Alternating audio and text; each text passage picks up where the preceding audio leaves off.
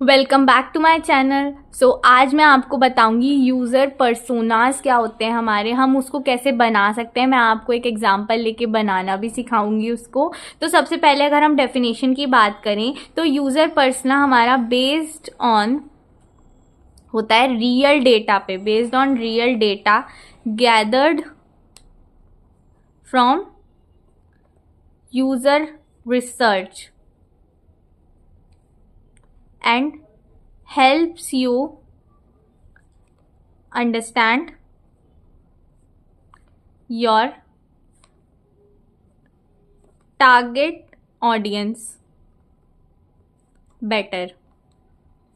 ठीक है, तो हमारा रियल डेटा को हम कलेक्ट करके जब हम यूज़र रिसर्च करते हैं, जैसे कि मैंने आपको पहली वीडियो में बताया था हम यूज़र रिसर्च कैसे करते हैं, तो उसमें ही हमारा एक पॉइंट आता है यूज़र पर्सोना, जो हमें बहुत इम्पॉर्टेंट होता है बनाना। ठीक है, तो अगर आपने मेरी पहली वीडियोस नहीं देखी तो आप सबसे पहले उनको देखिए, जिससे आपको ये वाली वीडियो और अच्छे से समझ आ सके। ठीक है, तो ये हमारे यूज़र पर्सोनास कैसे हम समझ सकते हैं, मतलब हम अंडरस्टैंड कर सकते हैं अपने ऑडियंस को अगर हम इसको बना रहे हैं तो। और अगर हम बात करें कि why we can use the user personas, क्यों हमारे लिए हेल्पफुल है, तो सबसे पहले अगर हम स्टेप लिखें तो हमारा जो डिज़ाइन होता है, डिज़ाइन विथ स्पेसिफिक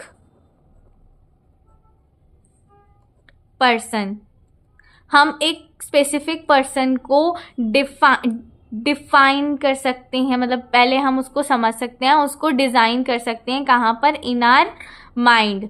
ठीक है, हम फोकस कर सकते हैं, फोकस ऑन यूज़र नीड, उसके गोल्स क्या हैं एंड उसका बिहेवियर क्या है। ठीक है, किसी भी ऐप और वेबसाइट को लेके उसका बिहेवियर क्या है, पहले उसने जो भी वेबसाइट या ऐप यूज़ किया उसमें वो उसने क्या एक्सपीरियंस किया। ठीक है, थर्ड हमारा होता है मेक बेटर डिज़ाइन, हम और अच्छे से डिज़ाइन को बना सकते हैं और बेटर डिसीजन ले सकते हैं, because we can prefer the user experience. ठीक है, तो वो चीज़ हमारे लिए बहुत इम्पॉर्टेंट होती है।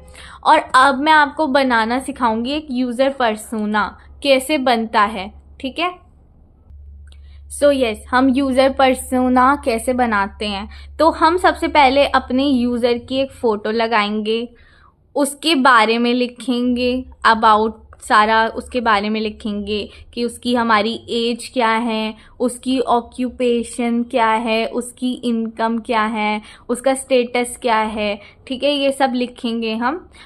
ठीक है, उसका नेम हम लिखेंगे यहाँ पर, और मतलब कहीं पर भी, यहाँ पर भी लिख सकते हैं, वो आप पे डिपेंड करेगा आप कहाँ पर क्या अरेंज करके लिखना चाहते हो।